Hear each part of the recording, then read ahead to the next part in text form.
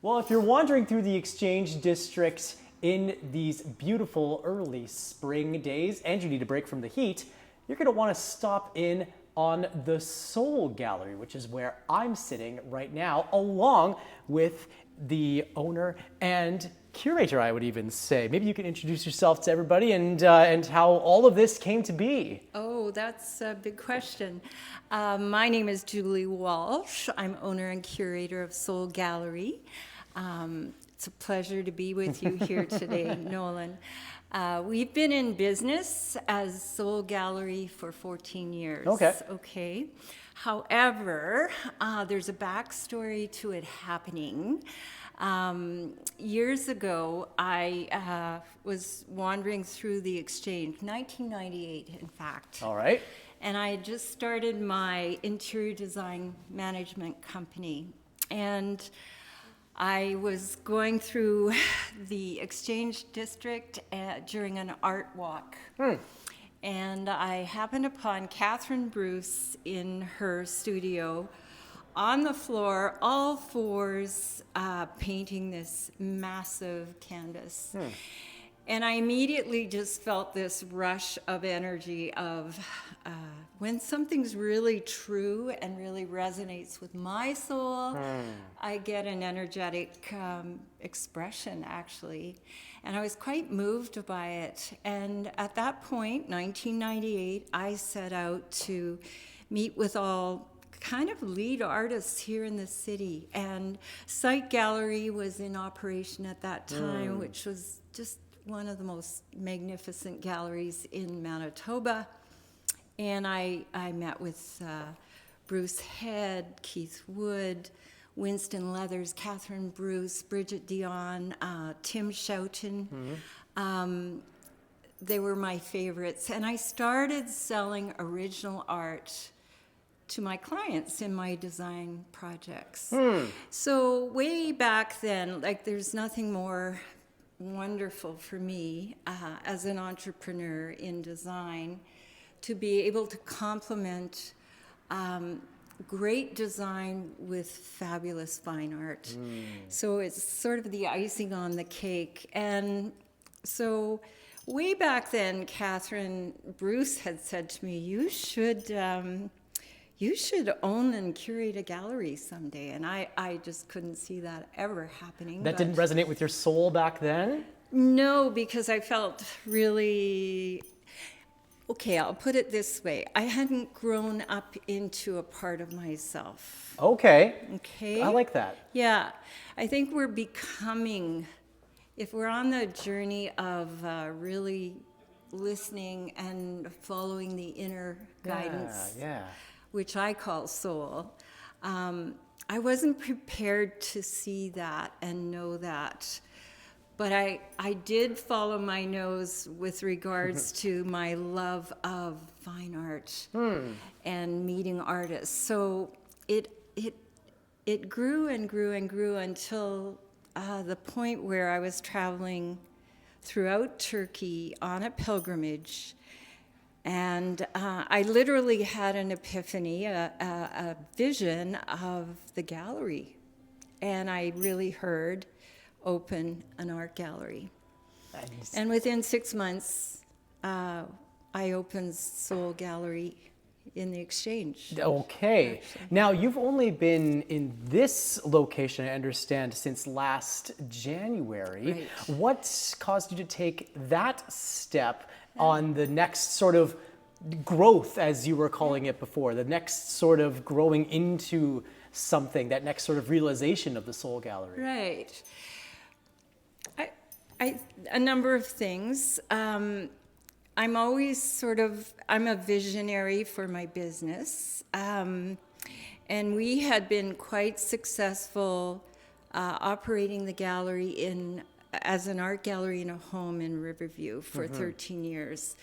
But I also knew, I felt like I needed to expand. And it wasn't the full expression of me and the gallery. I felt there would be more. And as an entrepreneur, I wanted my artists to be seen more broadly. So coming, it just fell into place. I think, again, if we're listening and if we're taking the risk to follow what we're hearing, the universe does provide, things start to fall in place. And there was a beginning step, and the beginning step was to set up a pop-up actually across the road. So for a month in 2023 of October, we had a pop-up, and it was quite successful, Nolan. So, and it just felt like all my patrons and much of the arts community in Winnipeg came out to support that venue. And then Fleet Galleries announced they were closing. And so within a few months, I made the decision to open here. Okay. So, yeah. It's really interesting to interact with the pieces in here because one of the things that I noticed, aside from them being visually striking, is that I can simultaneously see these pieces hanging in my house. Like there is a very sort of, utilitarian is the wrong word, but there is like the kind of art that is meant to be like, it's a big expression, but it's maybe not the thing to interact with on a daily basis. And I wonder if maybe that interior design background you were talking about before, how much does that inform your curatorial eye for the pieces that we have on display around us? I think it affects, it plays a big role. I'm very aware of space, homes, and space planning. And when I select and curate and even choose the art here, one, I'm aware of my demographic.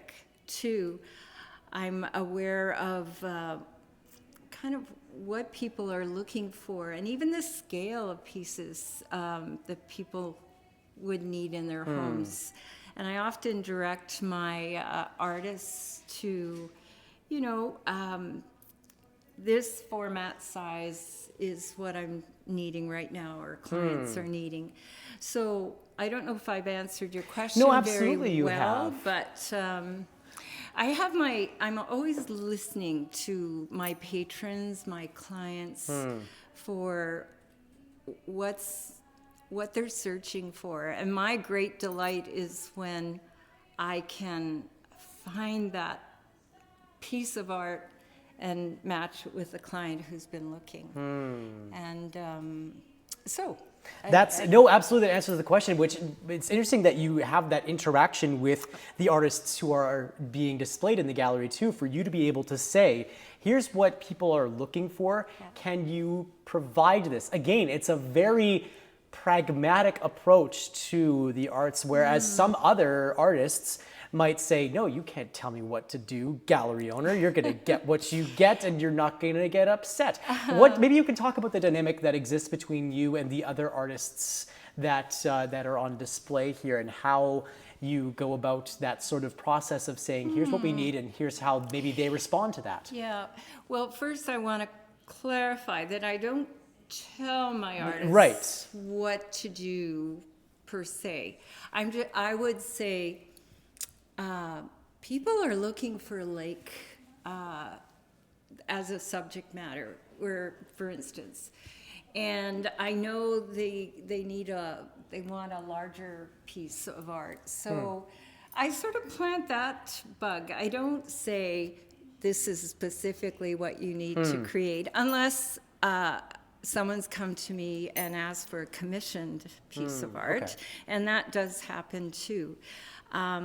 But generally, my artists have really been grateful for my input as a designer. Yeah. Because I know space, and I sense what will sell versus not, sort of from scale and my demographic. I know what people are looking for as a subject matter to buy. So they're quite delighted about the conversation, because it's all about selling their work. Yeah. You know, the bottom line is it will create a sale. Sure. So, yeah. I would imagine also that that's quite helpful when you're thinking about being in this space in the exchange. You mentioned that this is this opportunity to be here as Soul Gallery came up when another gallery was forced to close down. I mean, there's how many stories of other galleries who are closing up shop here. We were just at the Curator Gallery last month. We're speaking with Jordan Miller, the curator over there, who they were closing down after 17 years of operation. When you're thinking about, I'm still struck by what you were saying before about that resonant feeling that this is the thing to do. When you're thinking about how to be in this space, what are sort of how do you follow your guts to make sure that not only this place is a vibrant place that people want to come into, but also that it is an eye towards that pragmatic again to make sure that this place also remains here, a part of the Exchange's arts community? Backing up, a lot of galleries have closed in the last many years. It's really sad because we have such incredible talent here in our province. So many wonderful artists, arts and culture, period. So it's always sad to see someone else close down. I don't know. I'm just always asking, what can I do to keep this gallery alive and vital? And a big part of it are the roster of events that we plan, and they're pretty fabulous evenings here. It's usually packed. When we opened here last year, you couldn't move in the whole gallery. It felt like the whole city came out to support. So I think, and I'm very grateful, I think just always listening for the next thing, like a visionary, the next event to create, the artists to bring in, just to keep, I think any business needs to be kept vital and refreshed. In this gallery, a lot of people are quite surprised that we shift the art around every 2 weeks, virtually. So what you're seeing here today won't be here in 2 weeks' time. Wow. Yeah. So we don't just sort of have the same collection. Yeah. We rotate, and the art looks very different when it's curated differently too. So I don't know. We just you used the word vital before, and I think that's it seems to me a really key component to this operation and to ensuring that people get to come and enjoy the pieces here at Soul Gallery for many years to come. Yeah. Now, I'm looking at all these paintings, and they also strike me as vital because they're quite bright in their compositional style, very matching of spring. Maybe you can tell us about what is on display right now. Well, Winnipeggers, we've had a long, long winter and a slow spring. So, and we celebrated Mother's Day last weekend. So the curation had a lot to do with celebrating spring, in Winnipeg, but also catering to Mother's Day. And so we curated with florals and pinks. I mean, there's a color palette going on a little bit here that we think would have appealed to mothers or women in general.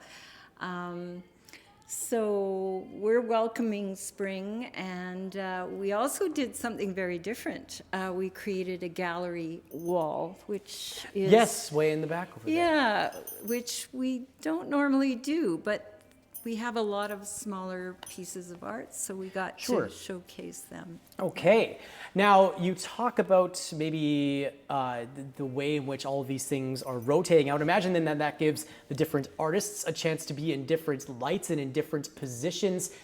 How, maybe you can speak to the kinds of artists that are on display right now. Okay. Where are they from? And then how do you choose to showcase them in the best possible light? Wow. So Only big questions around yeah, here. those are big questions. Currently, in the main gallery, which this large space, we have a Manitoba artist named Phil Brake. He is a master at painting dye on silk. So these are silk paintings that over are here. quite magnificent. We have an abstract painter from Manitoba, Laura Porath. She's also the administrative director here at the gallery. She is a painter and a sculptor, so her work is on the wall. We have one emerging artist, that would be Eberhard Renner, so his piece is down there, and very known Manitoba artist who passed away in 2018, Keith Wood, very known Manitoba artist. On this wall we have Leanne LaForge's work. She's from Ontario, outside of Ottawa. Charlene Neild with the bunny. It's called Bad Bunny at the dance. Very quirky. I just love her work. She's from Virginia, actually, and wants to live in Canada, I think. Okay. Another artist, Anne-Marie Brown, very acclaimed artist from BC, and Lisa Johnson from Ontario, Southern Ontario, and then Bet Woodland, who does the last bigger piece. Okay. Yeah, so such an array. We try to, when we curate, we create a harmony among the pieces. Very, very different, like from floral to abstract to landscapes, but everything sort of harmonizes. And I think that's what people feel when they walk in the room. There's a harmony about what we've created here in selecting the art. That's very important. You talk about also the events that happen around the art here in this space, and again, you used that word resonant before. The event has to resonate and it has to be able to match the energy of the room around. What sorts of events would you hope to plan in the months to come, and what sort of energy would you want to feel to know that this event would help the gallery? Again, we talked before about that growing into this different version of ourselves. How would you know what that event is to take Soul Gallery into the next, I guess, iteration of the soul? Well, we've already got 2025 planned. Awesome. Like we plan basically a year in advance so that we can give the artists time to prepare. We're quite excited about what's happening in the next few months, even starting for an opening reception for Tim Schouten's work called the Island Lake Paintings Treaty 5. We've been getting ready for that show for months, actually, and there's an incredible contact list who've invitees, our city, provincial, and even federal dignitaries and Indigenous leaders coming to that.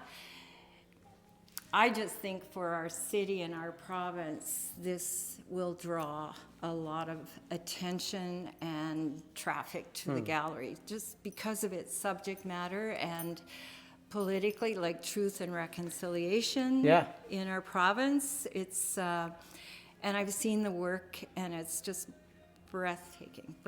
And then it's the roster of who do I feel who's the right fit for the next season and the next season. Yeah. So it's all about listening and hearing, and I don't know if you understand that. But connecting to that energy again, as you've been talking about, it has to resonate. I mean, to say it feels right feels kind of trite. You know what I mean? Like you have to resonate with that deep within yourself. Yep. And the artists have to feel it as well. And we've created some group shows, like where we combine an out-of-province artist with a local artist. And that way,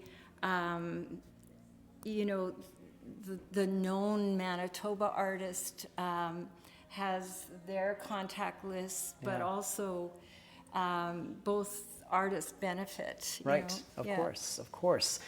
So much to engage with here at the Soul Gallery in the coming weeks, and we can't wait to see what that next growth of the soul is. Thank you so much for telling us more about all of the things happening here. Thank you, and thanks for taking the time to support us here. I'm very grateful. Of course. Yeah.